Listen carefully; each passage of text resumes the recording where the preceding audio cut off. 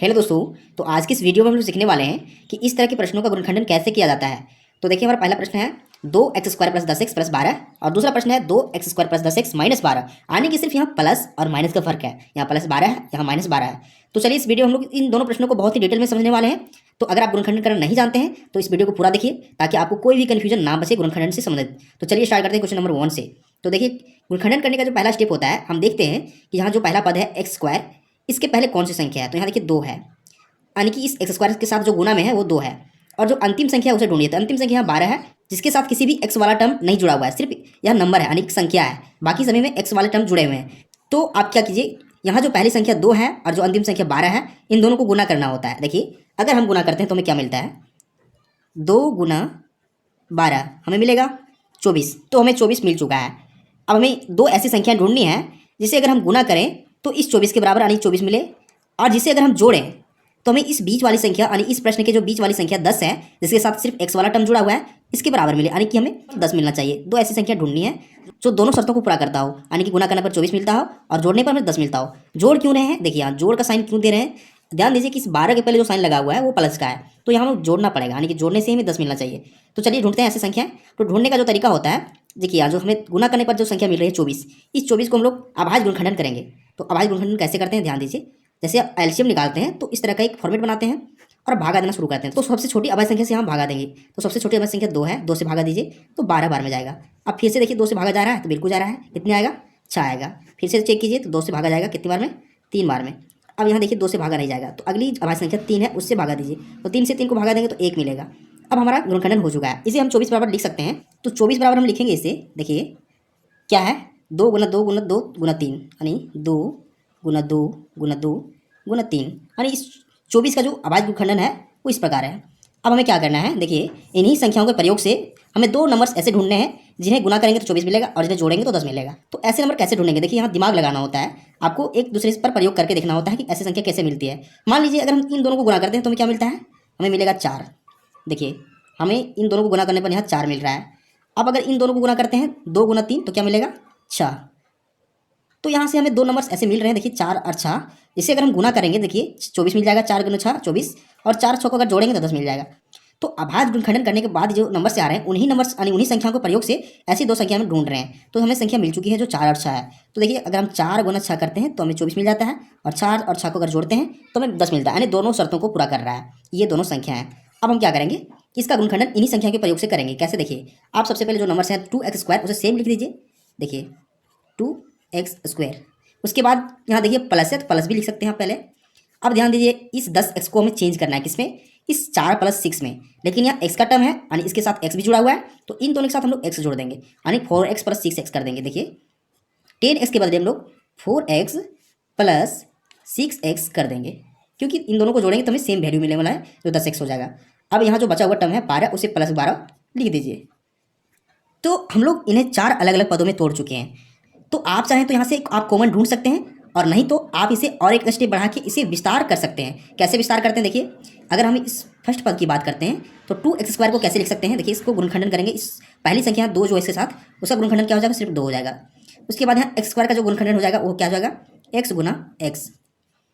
अब यहाँ 4x की बात हो रही है, प्लस दीजिए पहले। 4x को क्या लिख सकते हैं, 2 × 2 × x। इसी प्रकार इसको भी विस्तार करना है यानी कि एक्सपेंड करना है। तो देखिए प्लस यहाँ साइन देंगे, पहले प्लस है तो 6 को क्या लिख सकते हैं, 2 × 3, और फिर x है तो गुना में x। 12 को क्या लिख सकते हैं, देखिए 12 का जो गुणनखंडन है वो ये है, 2 × 2 × 3 लिख सकते हैं, प्लस देखिए 2 × 2 × 3। अब ध्यान दीजिए ये जो टर्म्स आ रहा है ये चारों पदों का विस्तार रूप है, यहाँ से यहाँ तक, फिर यहाँ से यहाँ तक। अब क्या करना है कि इन्हीं में कॉमन ढूंढना है, इन दोनों नज़दीक यानी एक दूसरे के नज़दीक वाली पदों में से कॉमन ढूंढना है, फिर इन दोनों में से कॉमन ढूंढना है। तो कॉमन ढूंढते कैसे, देखिए कॉमन का मतलब क्या है, जो दोनों में अवेलेबल हो। कैसे, देखिए आप मान लीजिए यहाँ जो 2 है उसे ढूंढिए, 2 इसमें है क्या, इसमें भी 2 है, यानी कि दोनों में अवेलेबल है। तो यहाँ से 2 दोनों में है तो 2 कॉमन आ गया। फिर x की बात कीजिए तो x यहाँ भी है और x यहाँ भी है, तो x यहाँ से कॉमन आ गया, यानी 2x कॉमन आ चुका है। अब देखिए यहाँ कुछ कॉमन है तो फिर से ढूंढिए, तो कॉमन यहाँ कुछ नहीं बचा हुआ है, अलग अलग टर्म्स हैं। तो क्या करेंगे, यहाँ एक कोष्टक का साइन देंगे और जो बचा हुआ पद है उसे लिख दीजिए। यहाँ x बच रहा है क्योंकि ये दोनों कॉमन आ चुके हैं, तो x लिख दीजिए। फिर प्लस का साइन है तो प्लस लिख दीजिए। अब यहाँ देखिए क्या बच रहा है, यहाँ 2 बच रहा है तो 2 लिख दीजिए, कॉमन में आ जाएगा यानी कि कोष्टक में आ जाएगा। तो अब देखिए इन दोनों को कॉमन ले चुके हैं। अब ध्यान दीजिए कि इन दोनों में भी कॉमन लेना है। तो देखिए इसमें क्या है, यहाँ भी 2 है और यहाँ भी 2 है। तो देखिए इन दोनों के पास प्लस का साइन है, तो इन दोनों में प्लस का साइन यहाँ पहले कॉमन आएगा। फिर यहाँ इन दोनों में 2 है तो 2 कॉमन आ जाएगा। इसके बाद कौन सी संख्या कॉमन है, यहाँ भी 3 है और यहाँ भी 3 है जो अंतिम में है। तो 2 गुना 3 आ जाएगा कॉमन। अब यहाँ कोई कॉमन नहीं बचा हुआ है तो क्या करेंगे, कोष्टक का साइन देंगे और यहाँ जो पद बच रहा है एक्स उसे लिख देंगे और फिर यहाँ प्लस का साइन देंगे और यहाँ जो बच रहा है 2 उसे लिख देंगे। अब देखिए यहाँ सबसे पहले चेक करना होता है कि जो दोनों कोष्टक में आ रहा है इसके अंदर सेम पद है या नहीं। तो यहाँ x+2 यहाँ भी है कोष्टक के अंदर और x+2 यहाँ भी है, यानी कि कोष्टक के अंदर दोनों पद अगर एक समान हो यानी एक समान पद मिल रहे हैं तो इसका मतलब है कि हमारा गुणनखंडन सही बन रहा है। ये दोनों कोष्टक के पद मिलने चाहिए। अब क्या करने वाले हैं हम लोग, देखिए x+2 दोनों में अवेलेबल है तो x+2 को हम लोग फिर से कॉमन ले लेंगे क्योंकि दोनों में है। अब कॉमन ले चुके हैं तो यहाँ जो टर्म्स बचा है 2x उसे कोष्टक के अंदर लिखिए 2x, फिर यहाँ प्लस है तो प्लस लिखिए।